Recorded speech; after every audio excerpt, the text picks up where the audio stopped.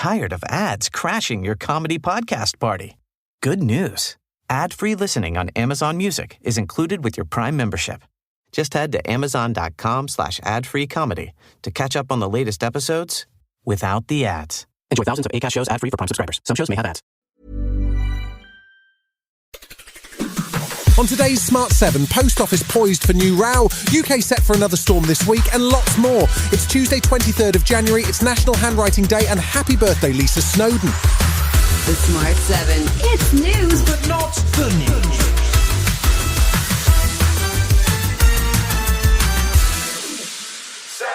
As we seem to be in a general election campaign, even before a general election is called, both Labour leader Sir Keir Starmer and Prime Minister Rishi Sunak were out and about making speeches on Monday. It comes as the latest polling shows the Tory fall to new lows, with Rishi Sunak's government now at the level that saw Liz Truss sacked. Labour appear to have a lead of at least 20% in most polls, and Starmer has been working hard to hammer home the difference between his party and the Tory government. He spoke at a civil society summit on Monday and says for a start, Labour won't be starting culture wars with national institutions. In its desperation to cling on to power at all cost, the Tory party is undertaking a kind of weird McCarthyism, trying to find woke agendas in the very civic institutions they once regarded with respect. Rishi didn't have much good news from the House of Lords on his Rwanda bill either, as they voted to delay the signature legislation on the basis of 10 sets of issues that need to be resolved. Sunak was out and about in Buckinghamshire, where he was busy criticising the opposition for not having plans to fix the government's issues. Keir Starmer, who's been leader of the opposition for 4 years, can't actually say what he would do differently to run this country. And that's because he doesn't have a plan. And the contrast is clear. Our plan is working.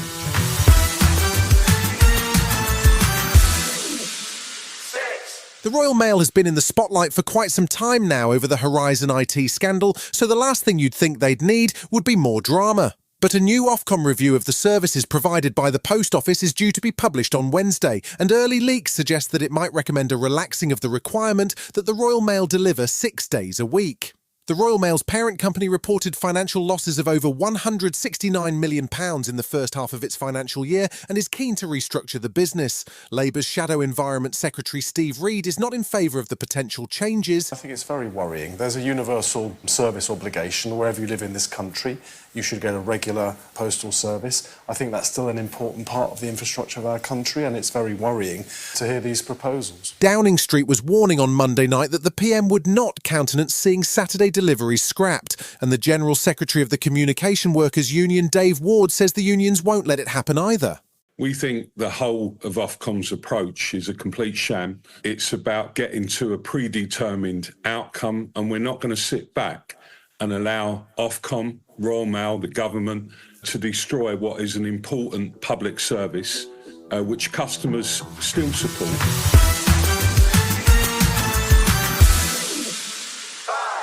Monday saw the UK rocked by Storm Isha, which brought some of the strongest winds seen in 2 decades as it crashed across the UK and Ireland.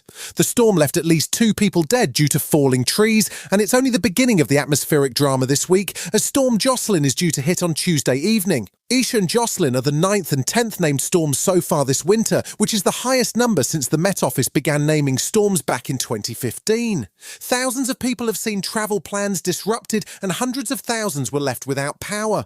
Lawrence Slade is Chief Executive of the Energy Networks Association, and he says there are so many power outages across such a wide area it's been difficult to cope. It's one of the worrying aspects of this particular storm that it has hit almost nationwide. So yes, that's causing problems in terms of how we organise engineers to get across the country.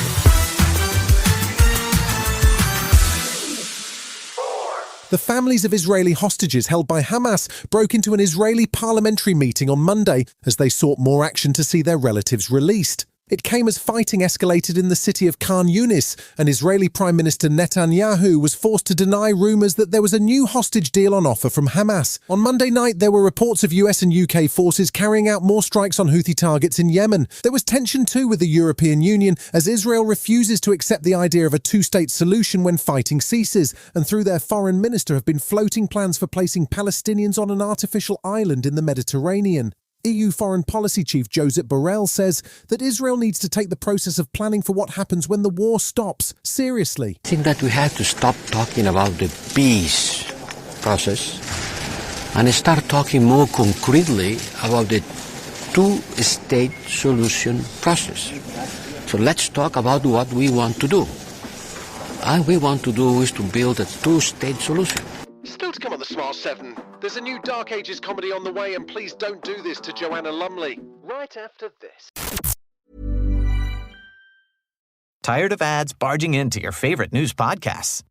Good news. Ad-free listening on Amazon Music is included with your Prime membership. Just head to amazon.com/ad-free news podcasts to catch up on the latest episodes without the ads.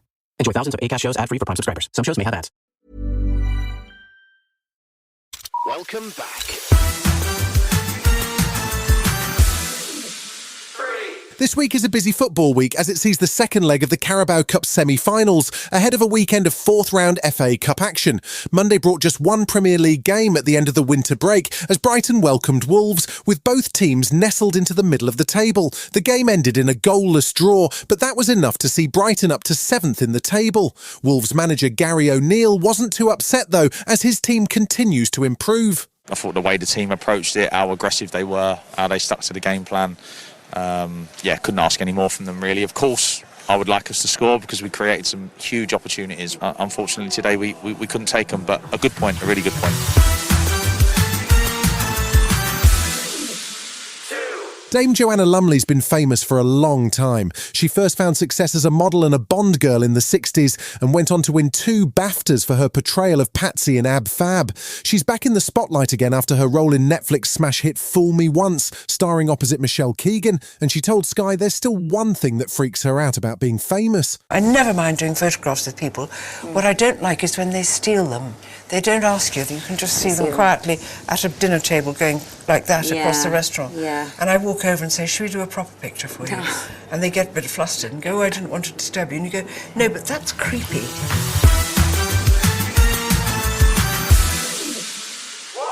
It's been a long time since the Monty Python crew dressed up in medieval costumes and did a good old-fashioned British historical comedy. But don't despair. No, the remaining Pythons aren't putting their tunics back on, but there's an all-star cast heading back to the Dark Ages for new comedy Seize Them. It's got a huge list of familiar names, including Sex Education's Amy Lou Wood, Bridgerton's Nicola Coughlan, Nick Frost, James Acaster and more. It hits cinemas on April 5th. When I was a girl, I watched my father punish traitors. He would cleave off their arms and shove them up their arses. That's nice. And then he would cleave off their arses and shove those up, whatever remained. Greetings, peasant! You're gonna need a horse. They all died. A dragon, then? Yeah, they're not real. You've been listening to The Smart 7. We'll be back tomorrow at 7 a.m. Hit that follow button and have a great day. Give us 7 minutes, we'll give you the world. Tired of ads barging into your favorite news podcasts? Good news. Ad-free listening on Amazon Music is included with your Prime membership. Just head to amazon.com/ad-free news podcasts to catch up on the latest episodes without the ads. Enjoy thousands of Acast shows ad-free for Prime subscribers. Some shows may have ads.